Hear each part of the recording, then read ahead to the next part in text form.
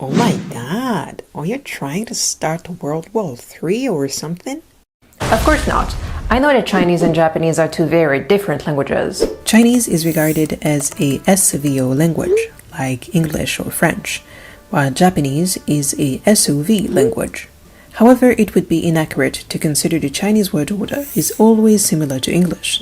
Sometimes, like in a relative clause, it may be more similar to the Japanese word order, like in the following example.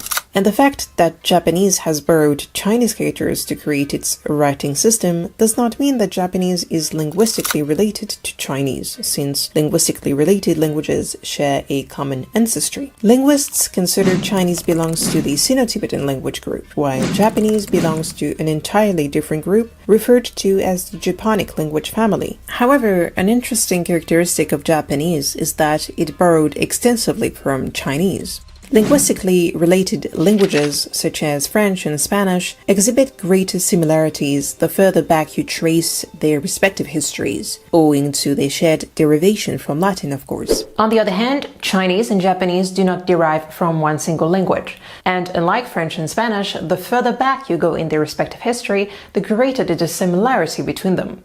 This means that over time, Chinese and Japanese have become more similar. Let's try to determine to what extent. Like all languages, Japanese existed as a language before it came to be written. Even though it is not known with certainty, it is usually assumed that the Japanese started writing around the 4th century of the Common Era, when scholars from Korea or China imported the Chinese characters to Japan. At first, the Japanese did not use the characters to write their own language, but rather to write in classical Chinese. I actually made a video about this, so do not hesitate to check it out if you're interested. As the Japanese got more familiar with the Chinese language, and as the characters started to be used to write the Japanese language, the Japanese also started to borrow a lot of words from Chinese. Let's take a look at these few words and their pronunciations. Without arguing too much, I think we can all agree that the similarity is indeed undeniable. This realization prompted me to research in Japanese the percentage of shared vocabulary between Japanese and Chinese, since I had already watched a few videos and read articles stating that Japanese and Chinese and even Korean allegedly boasted a shared lexicon of about 60 to 70%. While researching the topic, I came across this article discussing Wago and Kango, i.e., native Japanese words and Japanese words of Chinese origin. In Japanese, Kango also encompasses wasei Kango, which are words that may not exist in Chinese but that were constructed using onyomi, or the Chinese-derived readings. The author starts by stating that there are many Chinese words in the Japanese language. There are so many, actually, that it is almost sickening. Chinese-derived words are so pervasive in the Japanese language that despite being gairaigo, so foreign words, they were given a category of their own, Kango.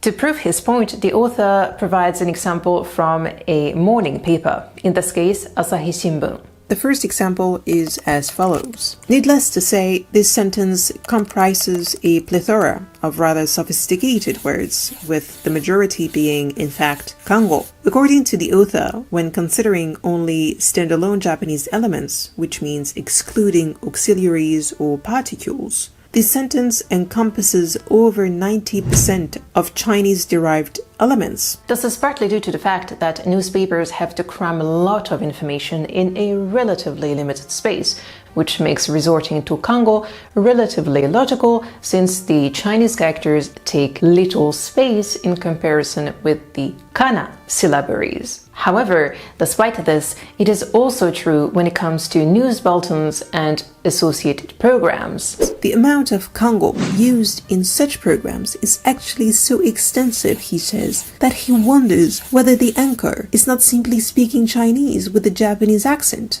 He says, in Japanese, if you try to express even slightly abstract or intricate concepts, or something that sounds overly formal, you can't avoid relying on Kango. If you attempt to convey the same content as the above example without using Kango, in other words, using only native Japanese words, it ends up sounding like a Shinto priest's ritual prayer, and it becomes incomprehensible. But is it always the case? Do the Japanese truly speak Chinese without realizing it? Well, not really, he says. Because we do not spend the 24 hours of our day conceptualizing over complex ideas. When it comes to expressing feelings or lyricism, Kango is almost non-existent in Japanese, and Wago is then unbeatable. As an example, he provides the lyrics of an old Japanese song called Furusato, or My Hometown, which does not contain any Kango. Of course, it may happen that poems or songs include such words, but in these settings, they are the exception rather than the norm.